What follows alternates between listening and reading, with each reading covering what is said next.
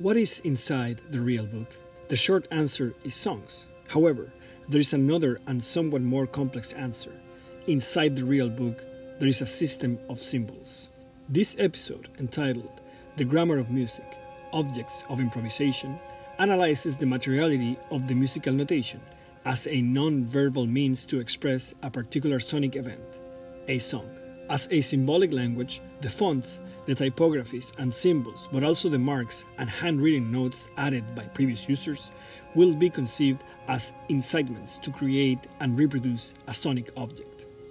The interaction between these symbols and musicians through the real book creates a twofold roadmap, which includes both the reproduction of a set of melodies, but also the context, the long story of jazz as a background for musical improvisation and creation. This episode will anchor the history of the shifting musical practices and their musicological aspects on the materiality of the musical notation. Welcome to Groovin' High, the podcast that explores the material side of music. This is your host, Hernan Adasme.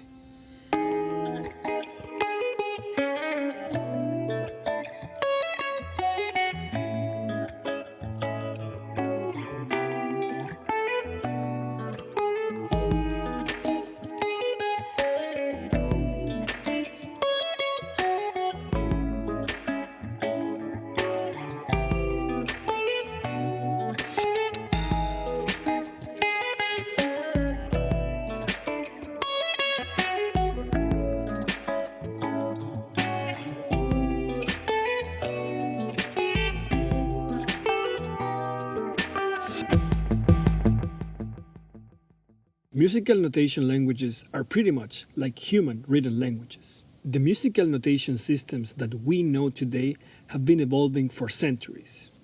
As James Greer points out in his book Musical Notation in the West, musicians are permanently creating and polishing musical notation systems to both communicate instructions more precisely and also for recording new forms of music that have not previous history of musical notation.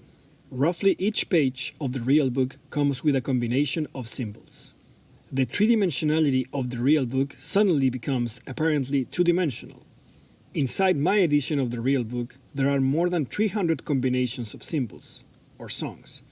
Read as a set of instructions to create a diachronic sonic object, one that exists only as a cadential sequence of parts, this collection of symbols resemble another sonic object, a popular song. As we explained in the previous chapter, the simplicity and abstraction of a complex tune into only the basic melody, the chord changes, and the structure of the piece is part of a long tradition of musical notation. This tradition started with the tune decks, passing through the old fake books and culminating in the early 1970s in the real book. The simplicity responds to the role that the real book fulfills in the musician's arsenal, to be a quick reference for the working musician, and to be a cheat sheet for the student of jazz. The real book has a clear stance as to how these instructions should be. Just a template. The rest is up for the musician. The real book enters into a dialogue in a long debate started by Igor Stravinsky in The Poetics of Music, a set of 6 lectures given by Stravinsky at Harvard in 1939. Stravinsky establishes a marked distinction between interpretation and execution. The role of the musician, according to Stravinsky, is to execute a music score in order to realize the composer's view as faithfully as possible. We could say that the real book stands on the opposite shore. The collections of symbols only set an elementary blueprint. It's the musician who is supposed to add the rest. The interpreter is the one that adds the context, the vibe, the feel that make the musical piece an accurate sonic object for a specific audience. In the real book, the materiality of the symbols notated on paper are calls to action, but not instructions for mechanical movements. The actions performed by the musician by following the real book are informed by how she reads the context. Here I have some examples. By analyzing different ways of playing over a 2-5-1 chord progression, the most common harmonic sequence in popular music and jazz harmony. The basic 2-5-1 chord progression is a succession of chords whose root descends in fifths from the second degree to the fifth degree and resolves naturally in the tonic. For this case, at 2-5-1 in the key of C major, we are playing the second degree D minor 7, the fifth degree G7, and the tonic C major. This is how a 2-5-1 in the key of C sounds.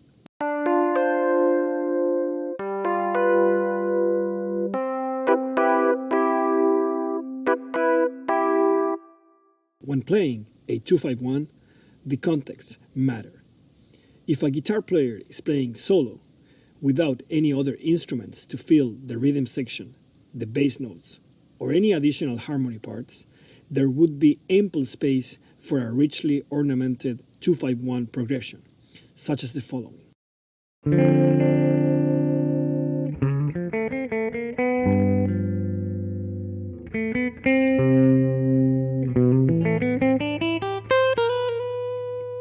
However, in a band context, where the drums are in charge of the rhythm section and a bass player is playing a bass line, this is how a 2-5-1 played in guitar might sound.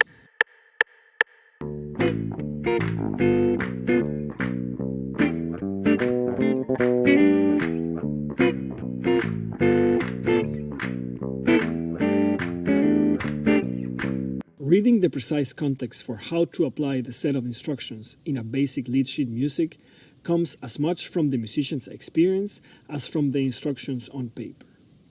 The combinations of symbols in the real book are actually intended to leave as much room for interpretation as possible. The real book prompts not only the user's fingers and eyes, it is instead another gear of a network of stimulus and responses. Like a stone thrown on a lake, the real book incites the musician's memories and experiences, playing alone and playing with others. It dials the musician's sonic senses to 11, so he's able to read what's going on in real time. When I first used the real book, I had to relearn how to read chords. As many non-American kids, I had a very basic musical training in the solfeggi system, the one that Julie Andrews uses when she sings Do, Re, Mi, the first three notes just happen to be, in The Sound of Music. The real book uses, instead of the solfeggi system, the American Standard Pitch Notation, which utilizes alphabet letters starting from A and ending in G, plus sharps and flat symbols to symbolize the notes in between. But my copy of the real book comes with something else. It comes with notes written by the previous owner on how to improvise over a 2-5-1 sequence in the song There Will Never Be Another You. This piece was composed by Harry Warren and Mac Gordon for the musical Iceland of 1942. There Will Never Be Another You is one of the most widespread standards performed by many famous jazz musicians throughout the century. It is also a very typical song on jam sessions, which are musical gatherings where musicians come together to play improvised jazz. There Will Never Be Another You is a crucial part of any jazz student's repertoire. The notes written by the previous owner of the real book are somewhat cryptic, but they are easy to understand with some experience. These notes make reference to another object of knowledge that is invoked by the real book, a guide on how to improvise over a particular set of chords. Over time, different schools of jazz have developed different approaches to the same chord changes.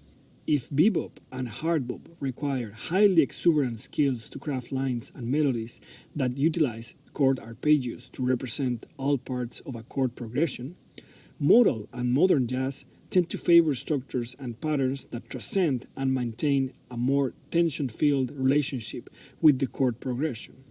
By seeing the previous user's notes on my copy of the real book, it seems that he had a very clear strategy in mind. His goal was to skip one of the chords and only play the notes of the fifth chord over the 2-5 and resolve into the tonic. This creates a simpler way to approach improvising over a 2-5-1 chord progression. Here's an example of how This simple way of improvising would sound over the first 4 bars of the song.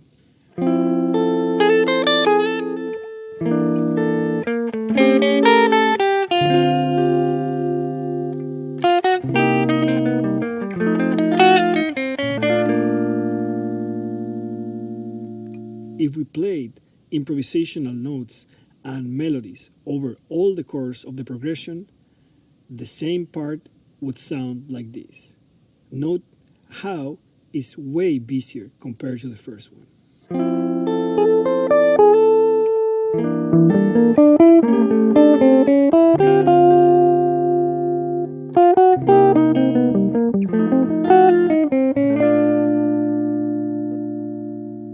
The real book stands as a multifaceted artifact, embodying much more than the sum of its musical content. Since its creation in the early 1970s, it has evolved from a mere collection of jazz standards into a living catalog, rich with the history of the songs it comprises. This evolution traces the history of lead sheet formats, from the tune deck system to its photocopied iterations, reflecting the changing needs and practices of musicians through the decades. The journey of the real book, from analog copies circulating among professional musicians to digital versions utilized by students, highlights its adaptability and enduring relevance. Moreover, the annotations and notes left by countless of other users add a personal dimension to each copy of the real book and transform it into a repository of shared musical experiences and knowledge. Beyond its physical presence, the real book resonates with a deeper significance, serving as a conduit for a vast array of meanings and symbolic interaction within the musical community. Its pages are not merely a medium for notation, but a canvas for the collective expression of music's infinite possibilities. Through its symbols and annotations, the real book inspires musicians to explore new realms of performance and interpretation, fostering a dynamic engagement with jazz that transcends traditional boundaries. This is Grooving High, the podcast that explores the materiality of musical practice. Thanks for listening.